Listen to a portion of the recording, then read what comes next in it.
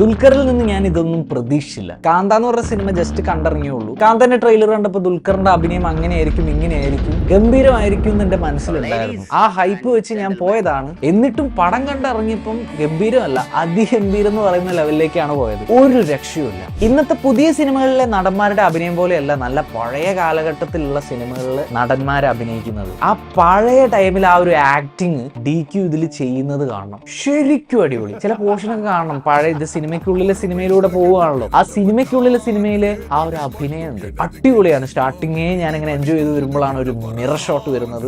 ഒരു രക്ഷയുമില്ല. പിന്നെ നേരെ ക്ലൈമാക്സിലേക്ക് വന്നു കഴിഞ്ഞാൽ വേറെ ലെവൽ പെർഫോമൻസ് ഉണ്ട്. ഇതൊന്നും കൂടാണ്ട് വേറൊരു സാധനമുണ്ട്. ഈ സിനിമയ്ക്ക് അകത്തുള്ള ആ ഒരു ഡയറക്ടറും ആക്ടറായിട്ടുള്ള ദുൽഖർ സൽമാനും രണ്ടുപേരും കൂടി ഒരു ഇമോഷണൽ ആയിട്ടൊരു സീനാണ്. ഒരു സിംഗിൾ ഷോട്ടാണ്, രണ്ടുപേരുള്ള 2 ഷോട്ട്. അതിൽ DQ ഇമോഷണൽ ആവുമ്പോൾ DQന്റെ വാക്കുകൾ ശരിക്കും ഇടറിക്കൊണ്ടുള്ള ആ സംസാരം, അതൊരു കിടിലൻ സാധനം. ദുൽഖറൊക്കെ ആക്ടിങ്ങിൽ പല വിമർശനങ്ങളും നേരിട്ടൊരു വ്യക്തിയാണ്. പക്ഷെ പുള്ളി ഇപ്പൊ നിൽക്കുന്ന ആ ഒരു റേഞ്ച് എന്ന് പറഞ്ഞു കഴിഞ്ഞാൽ ജസ്റ്റ് നിങ്ങൾ ഈ കാന്ത കണ്ടാൽ മനസ്സിലാവും.